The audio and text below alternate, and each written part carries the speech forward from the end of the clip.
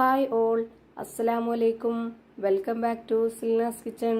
ഇന്നത്തെ റെസിപ്പി ചെറുപഴം കൊണ്ട് നല്ല ടേസ്റ്റി ആയിട്ടുള്ള ഒരു അടിപൊളി ഈവനിങ് സ്നാക്സിന്റെ റെസിപ്പിയാണ്. കുട്ടികൾക്കും വലിയവർക്കൊക്കെ ഒരുപോലെ ഇഷ്ടാവുന്ന നല്ല കിഡിലും ടേസ്റ്റി ആയിട്ടുള്ള ഒരു അടിപൊളി പലഹാരമാണ്.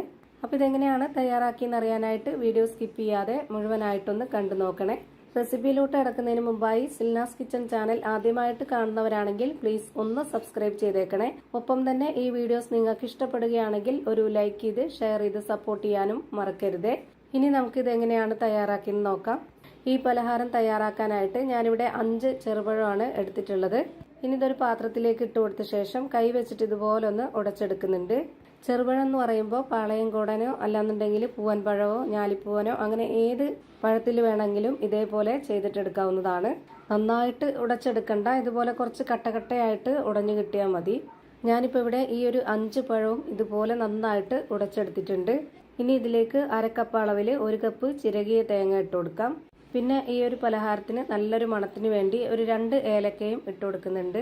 ഇതൊരു മധുരത്തിന്റെ പലഹാരം ആയതുകൊണ്ട് തന്നെ 3 ടേബിൾ സ്പൂൺ അളവിൽ പഞ്ചസാരയും കൂടെ ഇട്ട് കൊടുക്കുന്നുണ്ട്.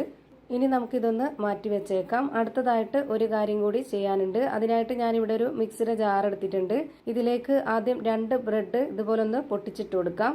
4 ബ്രെഡാണ് ഇതിന് വേണ്ടത്. ഞാനിവിടെ ആദ്യം 2 ബ്രെഡ് പൊട്ടിച്ചിട്ട് കൊടുത്തതിന് ശേഷം പിന്നീട് 2 എണ്ണവും കൂടെ എടുത്തിട്ട് പൊട്ടിച്ചിട്ട് കൊടുക്കുന്നുണ്ട്. ഒരുപാട് നന്നായിട്ട് ചെറുതാക്കി പൊട്ടിച്ചിട്ട് കൊടുക്കണമെന്നില്ല, ഇത് പൊടിച്ചെടുക്കാനുള്ളതാണ്. ഞാനിപ്പോൾ 4 ബ്രെഡും ഇതിൽ പൊട്ടിച്ചിട്ട് കൊടുത്തിട്ടുണ്ട്. ഇനി ഇതൊന്ന് പൊടിച്ചെടുക്കാം.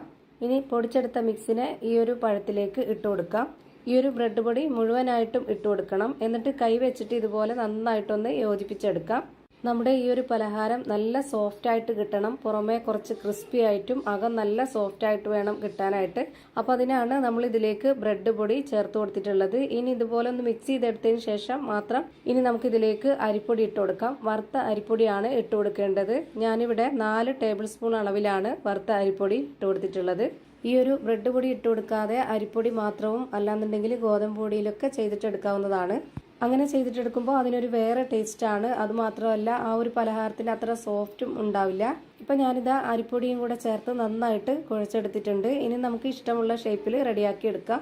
ഞാനിപ്പോൾ ഈ ഒരു ഷേപ്പിലാണ് റെഡിയാക്കി എടുക്കുന്നത്. കുറച്ച് കുഴഞ്ഞിട്ടാണ് ഇപ്പം നമുക്ക് ഈ മാവ് ഇരിക്കുന്നത്.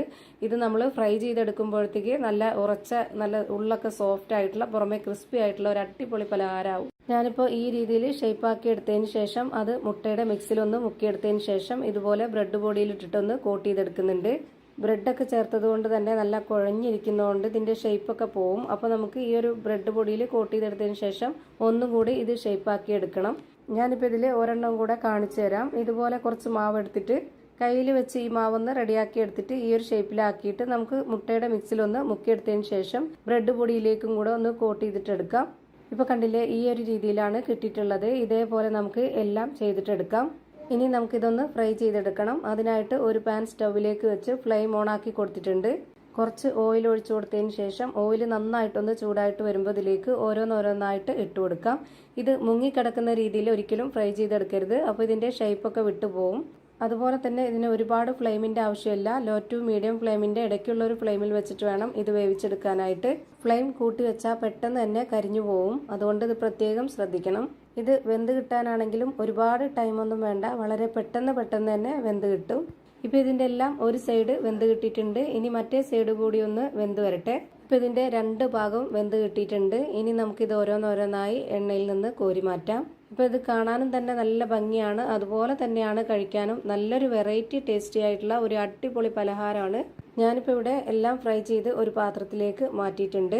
ഇനി ഇതിൻ്റെ അകം എങ്ങനെയായിരിക്കുന്നതെന്ന് അറിയാനായിട്ട് ഞാനിതൊന്ന് പൊട്ടിച്ച് കാണിച്ചു തരാം. ഇപ്പോൾ ഇതാ ചെറുപഴം കൊണ്ട് നല്ലൊരു കിടിലൻ ടേസ്റ്റി ആയിട്ടുള്ള ഒരു അടിപൊളി പലഹാരം റെഡിയായി കിട്ടിയിട്ടുണ്ട്. ഇത്രയേ ഉള്ളൂ ഇന്നത്തെ വീഡിയോ. വീഡിയോ ഇഷ്ടമായാൽ ലൈക്ക് ചെയ്യാനും കമൻറ്റ് ചെയ്യാനും ഷെയർ ചെയ്യാനും മറക്കരുത്. അതുപോലെ തന്നെ ഞാനിടുന്ന പുതിയ വീഡിയോസ് നോട്ടിഫിക്കേഷനായിട്ട് കിട്ടുന്നതിന് വേണ്ടി സബ്സ്ക്രൈബ് ചെയ്ത് ബെല്ലൈക്കൺ അമർത്തി അതിൽ ഓൾ എന്ന ഓപ്ഷൻ എനേബിൾ ചെയ്ത് കൊടുക്കാനും മറക്കരുത്. പുതിയൊരു വീഡിയോയുമായി വീണ്ടും വരും. Thank you for watching.